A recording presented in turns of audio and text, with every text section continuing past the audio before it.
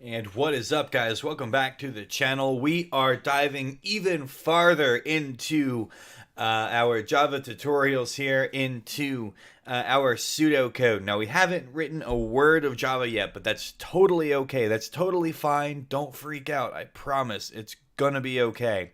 So, what we are going to do now is address an issue with our program right now, with our pseudocode program right now, that I didn't specifically address earlier, but it's definitely one that we should. And that is this problem right here of things being commutative or not commutative, right? Now, this is okay, but this asks us as the programmer to assume that our user knows that the second number has to be bigger than our first number. Right, and that's just not a good assumption to make, because what if some dinglehead gets a hold of our program and decides to try to screw it up, right? We want to try to avoid that, and luckily we have a very easy way to actually bulletproof our program a little bit here to make things a little bit easier for us, right? So let's go ahead and take a walk through our program, and then I'll show you what I'm going to add, where I'm going to add it, and why I'm going to add it there. So, of course, we have everything the same right now that we've seen before. We created a class, which is creating our moat around our castle. We created our castle walls with return and main. We have declarations right here, which is where we filled our castle with variables. These are all going to stay the same, which is perfectly fine and dandy. They're all numbered data types, right? So first number, second number, and then we have sum, product, difference, and quotient. We're still going to get values the same way as before with output input statements, or OI statements right here with, hey dude, looks like you have a number there. What is it?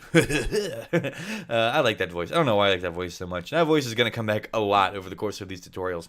But, so we'll say output, hey dude, you have a number there. What is it? And we'll get our data the same way we did before. And then this is where we're finally going to change a little bit to bulletproof our program, right? So imagine working on a team here. This is iTunes version 1. We are coming in right now making iTunes version 1.1 or 1.2, 1.3, right? We are coming up with the newest update to our adding two numbers source, or adding two numbers code here, right? Or adding two numbers version, right? So we're coming with the newest version, newest update, and this is where we're going to do it, right? We have two things here that are commutative, right? So sum and product, right? Now those don't really matter too much what order they go in, but the difference in the quotient does. At the very least, it depends upon whether or not we want this to be greater than 0. So let's go ahead and make just an assumption here. Let's go ahead and ignore the quotient part for the time being. We'll mess with quotients in a few minutes, but we'll leave that here. Bang. So quotient is fine, but we want to mess with the difference a little bit now, because whether the first number is bigger than the second number matters, because you can't take 3 cookies away from 2 cookies. You just can't do it. And the way we're going to address this is by adding what's called a decision statement, or an if statement, okay?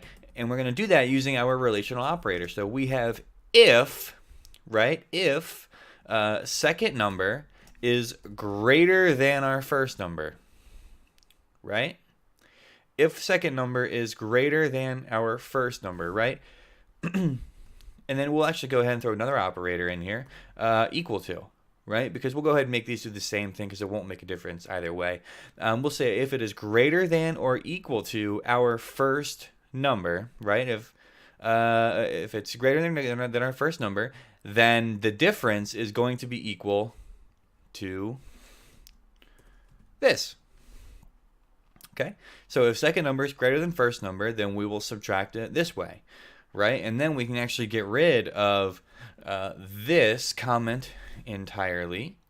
And we can, let's go ahead and add a comment here. And we'll say we're guaranteeing a positive, yeah, it says positive, difference. Very good. Cool. So we are guaranteeing a positive difference here by saying if second number is greater than the first number, the difference is equal to that, right? Else, right? If else if your first number is greater than or equal to your second number, then difference is equal to your first number minus your second number. Perfect. And then we will say and if, and just like that, we have further bulletproofed our program using simple conditional logic, using very simple syntax here to decide which numbers should go first, right? What we've decided here is simply if the second number is greater than or equal to the first number, right? And the difference equals second number minus the first number. Else, if the first number is greater than or equal to the second number, then we are going to start with our first number minus the second number, right? And just like that, we have a more solidly, more foolproof, bulletproofed program here that is a little bit more difficult for people to break. So no matter what number they put in for the first number and the second number, we will still be able to come up with the difference between them this way. Now everything else is still going to be just fine here. We didn't do anything to change the sum. We didn't do anything to change the product. We didn't do anything to change the difference. We didn't do anything to change the quotient. The only thing we do is switch around what value this is going to be. So we always get the positive one. Now I know that in math we have absolute values and there are negative numbers, but we're going to pretend that negative numbers don't exist right now. So that does it for this tutorial right now. We're going to do one more of these in our next video. I hope that this helps you out, guys. I hope that this answers your questions about pseudocodes, if, else, and if statements, etc. I can't wait to get this into actual Java programming for you, but I think it's important that we take baby steps and you see what we're doing here. If, else, and end if statements will never go away. If statements will never go away. They exist in almost every language, if not every language. I don't know a language it doesn't exist in. Great. So thanks, guys. I appreciate your energy. I appreciate your time, and I will see you in our next video.